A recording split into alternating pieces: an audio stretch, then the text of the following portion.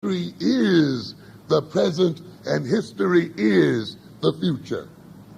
In European systems, we have a linear approach to the world, an approach that makes one believe that history is something that is left behind. History is something that can be forgotten. No, ladies and gentlemen, history is never left behind. In the human mind, the history is now, and in the human mind, the history is present. For the future is made of things that were made in the past. Without past, there is no future. And so we must then see. So the Afrocentric view of the world is nonlinear. It is one that sees past, present, and future as simultaneous. And we must recognize this factor. Our knowledge of our history and our perception of our history is intimately tied up with our knowledge of our future and our ability to determine that future. To forget history and not to operate on history is not to control the future. Therefore, we will see then those who wish to control the African mind seek to control our perception of the future. The mind then is not only influenced by its inputs, but of course is influenced by its own native characteristics. It uses the sum of its currently available intellectual, emotional, and behavioral characteristics, and it brings those characteristics to bear on its environment and to affect its adaptation. It uses then its own potential powers. The control of the mind and related personality, their characteristic functioning and relationships to the world and self-perception is significantly achieved through the manipulation and the quantity and quality of inputs, through the structuring of its environment, through the manipulation of reinforcements and experience, and the control of its perceptions and interpretation of these perceptions, and finally through the feedback from its output. Let us make it simple. I only mean this then, that the mind essentially is controlled by the nature and quality, by the quantity of information that flows into it. It is also controlled by its native characteristics, by its thinking characteristics, by its reasoning characteristics, by its current mood state, by its current perception of itself and of the individuals, by its current perception of the environment, and it is also controlled by its expression, by its output. That is, when we express something and when we act upon the world, we look at the effects of our acting upon the world. How the world reacts to our action reflects back on our mind, and our mind is often changed and biased as a result of what we call the feedback mechanism. So then this gives us a basic insight then into how one controls the mind. You can manipulate the mind then in terms of manipulating the information that goes in it. And this is another one of the European constants I often talk about that is hidden behind what is apparent change, and that is the European control of information, which I'm sure you as an audience are very familiar with. We are still fighting to get the videotapes of the court scene on Like It Is or on TV, period. You're still fighting to get other information that you have in the Tawana Brawley struggles and other struggles on the public television. The Europeans, of course, are manipulating that information Despite your election of mayors, despite your elections of governors, and so forth, the European still intends to control the nature of information that is available to the African mind. And since this mind operates on the basis of information fed to it, then the control of information by Europeans is an attempt to control the nature of the African mind. I was very happy at the time when the City Sun made a major coup in terms of the Tawana Brawley case. That was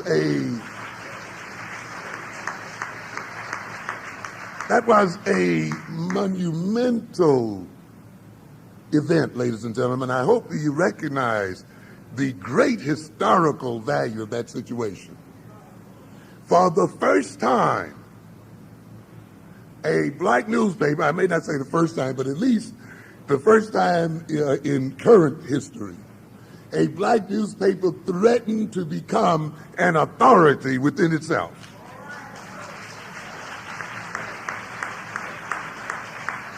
And African people began to look at a source of information created by themselves as the source of authority and not a European instrument.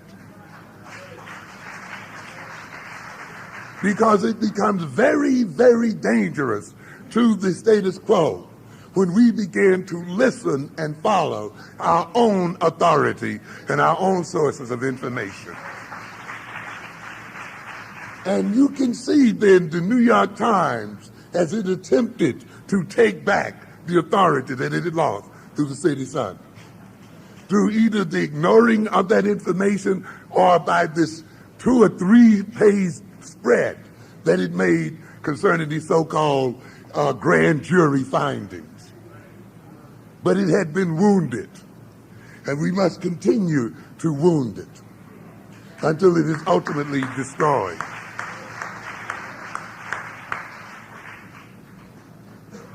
Information is controlled, and I often talk to college students about this. One of the constants that still remains with us and that is intended to remain is what I call the control of the domain of discourse. What does it mean? It only means the control of what it is that is important to talk about. The determination of what is worth talking about, what is worth learning. The European seeks then to control this domain of discourse. What is news?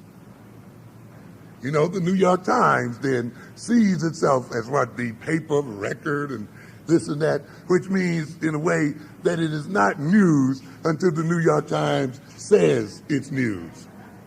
It is not news unless it occurs on the major network. Anything that doesn't occur on the major networks that does not make the Eurocentric papers then is not considered news. It is not considered worthy of learning. We see this in college catalogs. I said often many of our students go to college, they look in the catalog, they see the listing of courses, and they assume then that the courses listed there must be worth knowing. If they are not worth knowing and studying, then they wouldn't be in the catalog. Of course, the adverse reasoning is, if it's not in the catalog, then it must be what? Not worth knowing.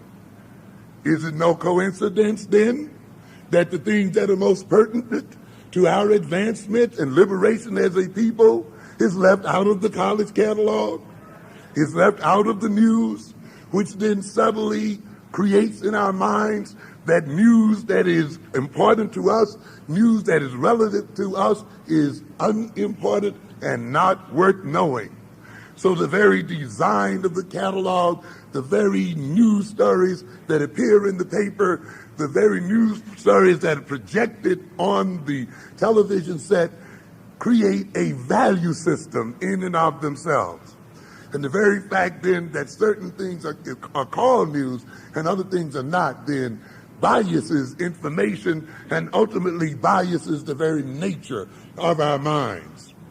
And ultimately, it biases the very characteristics and capacities and abilities of our minds to operate on that information and future information. The mind also then has some, I wouldn't say innate characteristics, but at least innate potentialities. Those potentialities such as reasoning, logical thinking, critical analysis, comparisons, contrasting, evaluative stuff, these kinds of things, calculating, weighing, measuring, looking at cause and effects, looking at relations, abstracting.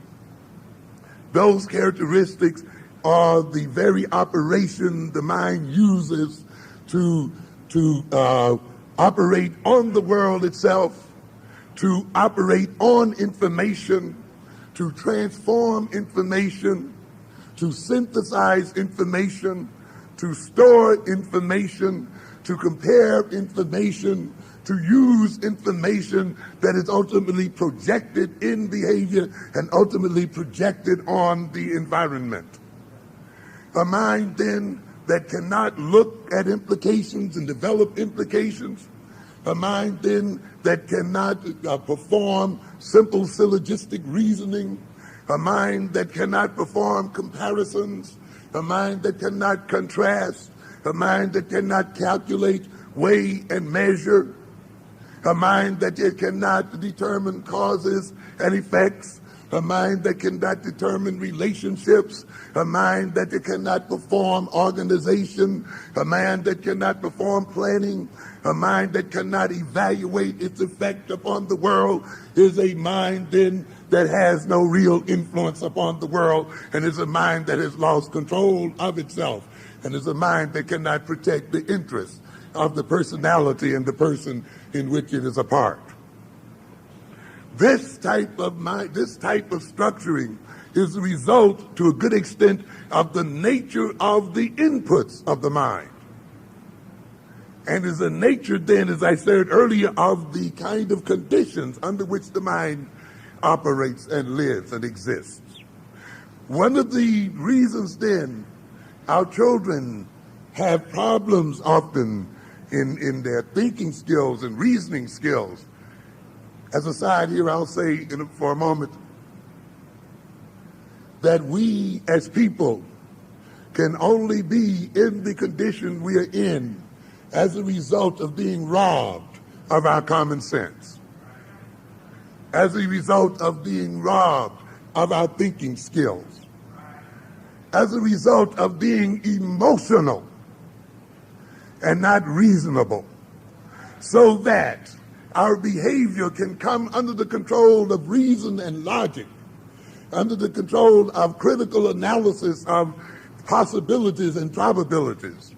It is necessary for the European, in order to control the African mind, to emotionalize that mind. And if you'll note the ads on TV and radio and the other propaganda appeals to which we are subjugated time in and time out, are designed to speak directly to the emotions, not to the rationality of the individual. You can only hypnotize an individual once you get around his critical analytical thinking. And the African then is often emotionalized as a prelude to his behavioral manipulation. So then, it is no accident that our children are placed within certain schools, or as I said earlier, that we are forced to live under certain psychological and physiological circumstances. For it is supposedly in the schools and in the institutions that these inherent characteristics and potentialities of the mind are developed. It is supposedly in the schools that thinking skills and reasoning skills and comparative skills and implicative skills and other skills are trained and developed in the mind, so that the mind then can operate autonomously and independently in the world and bring then the world under its will and under its subjugation and protect the individual in the environment and, if necessary, from the environment. But a thinking black man and woman is a dangerous black man and woman.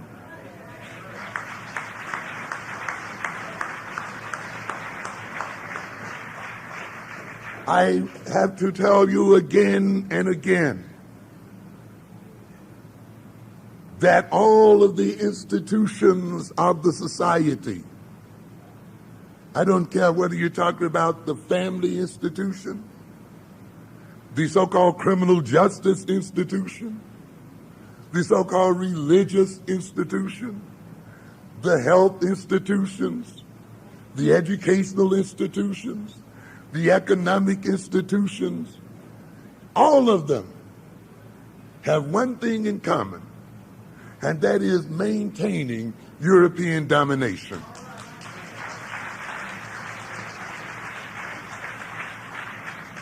And I have said often, and I will say again, that is the reason why when you meet those institutions, they will operate in relationship to you in a way that is the very opposite of what their name implies. And I've said again and again that the church will often send you to hell, that the economic system will keep you poor, that the health system will keep you sick, that the justice system will met out injustice. How else can it maintain the European power if the institutions don't do it?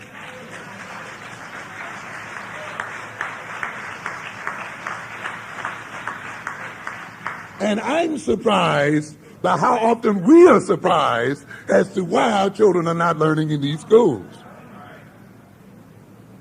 We don't understand. In order for us to be in the condition we're in, we must literally be turned backwards as a people. We must be reversed because this world can only be ruled in terms of lies. When you have a minority of people, a 10% of the world's population, a 10% of the world's population whose lands are not inherently wealthy, whose lands have no natural resources, ruling over the other 90%, then that other 90% must be kept out of its mind. That other 90% must exist in a state of deception. That other 90% must live then in a reversed situation and in a backward situation. Therefore, that other 90% must accept the lie as truth and the truth as lie.